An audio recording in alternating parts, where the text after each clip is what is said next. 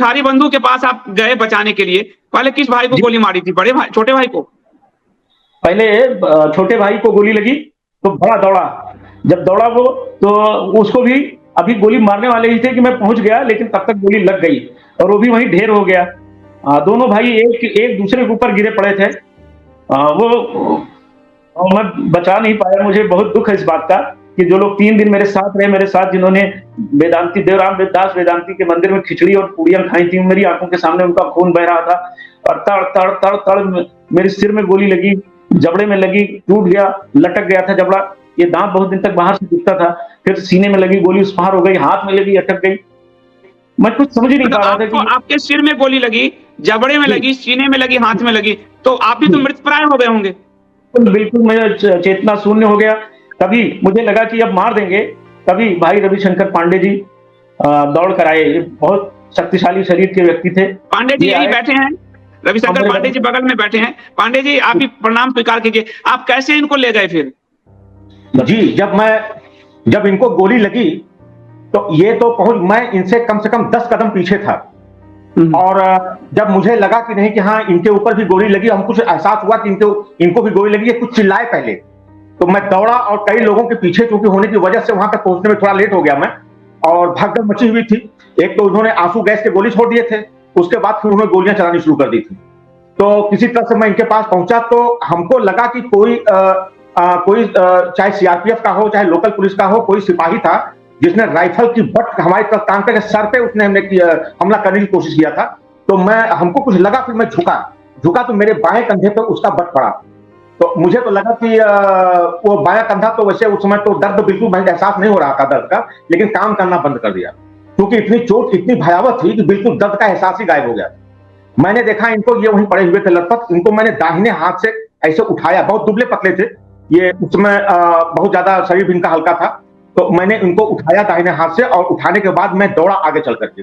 तो वहां दौड़ा तो वहां एक गली है, उसी गली में तो सब हो रहा था। तो आगे जाकर के 2 गलियां मिलती हैं। तो जो शहीद गली है, शहीद गली वही है? जी हाँ जी, वो पहले वो लाल कोठी हुआ करती थी, लेकिन उसी घटना के पश्चात उसका नाम शहीद गली हो गया। तो जब मैं दौड़ा इनको लेकर के तो वहां पे सारे दरवाजे बंद, चूंकि वहां आंसू गैस के गोले छोड़े गए थे, गोलियां चली गई थी और चित्कार मचा था, चीख पुकार मची थी। तो सब लोग घर के अंदर दरवाजे बंद करके, कोई झांकना भी नहीं चाहता था कि क्या हो रहा है। डर सबको था, सबके परिवार बच्चे थे। लेकिन एक बुजुर्ग महिला थी, तो उसने जो है किसी भी तरह से शायद देखा हमको आते हुए, तो एक लगभग 3 फीट 3.5 फीट का दरवाजा था, उसको आप खिड़की मान लीजिए या दरवाजा मान लीजिए। उसने खोला और खोलने के बाद मैं तो वहीं गिर गया।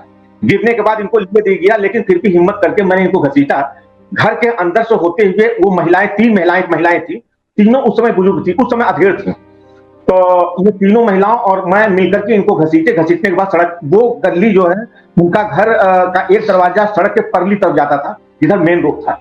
मैंने इनको खींचा और खींचने के बाद उस तरफ से आकर के उधर और भी लोग मिले, लाद करके इनको स्थानीय अस्पताल ले गया था मैं, श्री राम अस्पताल। तो श्री राम अस्पताल ले गया था तो वहां डॉक्टर ने कह दिया कि जरा मुश्किल है, आप इनको यहाँ से इन्होंने रेफर कर दिया, जिला लेके जाइए। तो हम लोग 2 लोग और आ गए, फिर 3 लोग हम लोग इनको लादे और लाद करके जो है, रिक्शा चलता था उस समय, कोई भी अपना साधन देने के लिए तैयार नहीं था, न किसी भी तरह की कोई रिक्शा चलता था।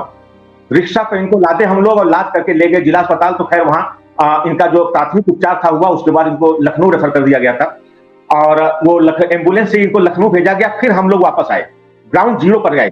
तो जब वहां हमने देखा आकर के, तो जहां पे गोली चली थी, जहां, तो वो जो है ये अभी तक वो लोग पड़े थे। 1.5 घंटे का समय हो गया था, कम से कम 1.5 से 2 घंटे लग गया था हमको इनको ले जाना वहां श्री राम अस्पताल, फिर जिला अस्पताल जो कि 7 किलोमीटर है वहां से, फिर आना वहां से। और मैं अपना दर्द में भूल चुका था। जब मैं वापस आया तो देखा कोठारी बंधु वहीं मरे थे, महेंद्र नाथ अरोड़ा वहीं पड़े हुए थे और रमेश पांडे वहीं पड़े हुए थे और राजेंद्र धरकार, बहुत ही अच्छा लड़का था, 16-17 साल का लड़का था, वो वहीं पर पड़ा हुआ। वो तो कुएं में गिर गया, तो बगल में कुआं था, उस कुएं में जाकर के वो मर गया था बेचारा। और भी ऐसे अपरिचित लोग, बाहर के लोग ऐसे कम से कम 350 आते वहां, एक के ऊपर एक। आज भी उस गली में गोलियों के निशान मिल जाएंगे आपको, जहां पे गोलियां चलाई गई थी, दीवालों पे गोलियों के निशान मिल जाएंगे। उस समय वो शहीद गली का जो सड़क था वो खून से पूरी तरह से लथपथ हो गई थी। और दीवारों पे खून के निशान थे। और आज भी हम लोगों की हिम्मत नहीं पड़ती है उस गली से गुजरने की, कि जैसे ही हम लोग उस गली के अंदर से गुजरते हैं वो पुरानी बात 90 की बात दिमाग में आ जाती है और मन जो है बिल्कुल एकदम से चित्कार उठता है, बड़ा भावुक हो जाते हैं हम लोग। कोशिश यही होती है कि हम लोग उधर से न जा करके बगल वाली गली से होकर के हम लोग निकलते हैं। आज भी हिम्मत नहीं पड़ती है। ये जालियांवाला बाग की तरह था कि लोग कुएं में कूद रहे थे और कुएं में कूद रहे थे। इस आजाद भारत की सरकार ने गोलियां चलवाई थी, मुलायम सिंह की सरकार ने अपने हिंदुओं को मारा, 300 साढ़े 300 हिंदू जो कह रहे हैं, हालांकि इन्होंने तो 40-40 का आंकड़ा देके खत्म किया।